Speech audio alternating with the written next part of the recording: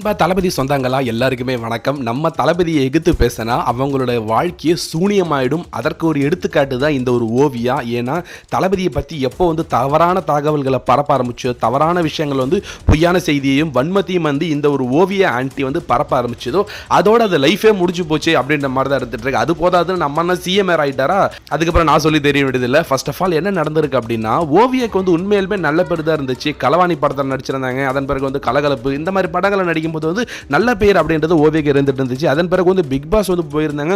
Big pass போன பிறகு நிறைய நல்ல பேர் வந்துச்சு. ஓவியா ஆர்மி அப்படின்ற மாதிரி அவங்களுக்கு ரொம்பவே நல்ல பேர் தான் இருந்துட்டு இருந்துச்சு. ஆனா அவங்க அதை காப்பாத்திக்கல. பிக் பாஸ்ல இருக்கும்போது ஜூலிக்கு எதிராக தான் இருந்துட்டு இருந்தாங்க. ஜூலியும் இவங்களும் சண்டை போட்டுட்டே இருப்பாங்க. அதனால ஜூலிக்கு ஒரு பெரிய நெகட்டிவிட்டி வந்துச்சு, ஓவியாக்கு ஒரு நல்ல பாசிட்டிவிட்டி வந்துச்சு. ஆனா அதை அவங்க காப்பாத்திக்கல. வெளியே வந்த பிறகு சில ஏடாகுடமான படத்தில் நடிச்சு அப்பயே செருப்பு கட்டி எல்லாம் அடிச்சிட்டாங்க. அந்த செருப்படி போதாதுன்னு இப்ப ரீசெண்டா கடந்த ஒரு 2-3 மாதமா தளபதி விஜய் விமர்சனம் பண்றதா இருக்கட்டும், அவதூறு பரப்புறதா இருக்கட்டும், பொய்யான விஷயங்கள் தளபதி விஜய் பத்தியோ இல்ல டிவிக்கே பத்தியும் பேசிட்டு இருக்கிறதா இருக்கட்டும், இதனாலேயே இதை போட்டு பொழக்க ஆரம்பிச்சிட்டாங்க.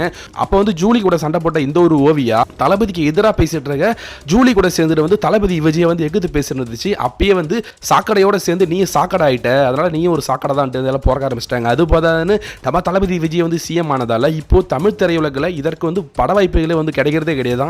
இது நிறைய இடத்துல ஏறி இறங்கிட்டு இருக்கான், பட வாய்ப்பு கொடுங்கன்ட்டு. ஆனா நீ தளபதி விஜய் எங்க முதலமைச்சர் நீ தவறா பேசிட்டு இருக்க, அதனால உனக்குலாம் வாய்ப்பு கொடுத்தா சரி வராது, எங்களுக்கு ஒரு ஆபத்தா முடிஞ்சிடும், அதனால உனக்கு பட வாய்ப்புலாம் கிடையாது, நீங்க உங்க கேரளாவுக்கே போயிடுங்க, கேரளா தான் உங்க சொந்த ஊரு, அங்க போய் மலையாளத்தில் போய் நடிங்க, எதுக்கு தமிழ் சினிமாவுக்கு வந்தீங்கன்ட்டு எல்லாரும் இப்போ அடிச்சு துரத்துறாங்களா. தமிழ் சினிமாலே வாய்ப்பே இல்லாம இப்போ என்ன பண்றதுன்னு தெரியாம புலம்பிட்டு இருக்கான். அதனால பட வாய்ப்பு இல்லாம ஓவியா இப்போ கதிகலங்கி போய் கதறிட்டு இருக்கிறதா சொல்லிட்டு இருக்காங்க. இதுதான் தளபதி விஜய் எதிர்த்தா இதுதான் உங்களுடைய நிலைமன்றது புரிஞ்சுக்கங்க. இதை பத்தி என்ன நினைக்கிறீங்க கமெண்ட்ஸ்ல சொல்லுங்க. சப்ஸ்கிரைப் பண்ணாதவங்க சப்ஸ்கிரைப் பண்ணுங்க. தேங்க்யூ.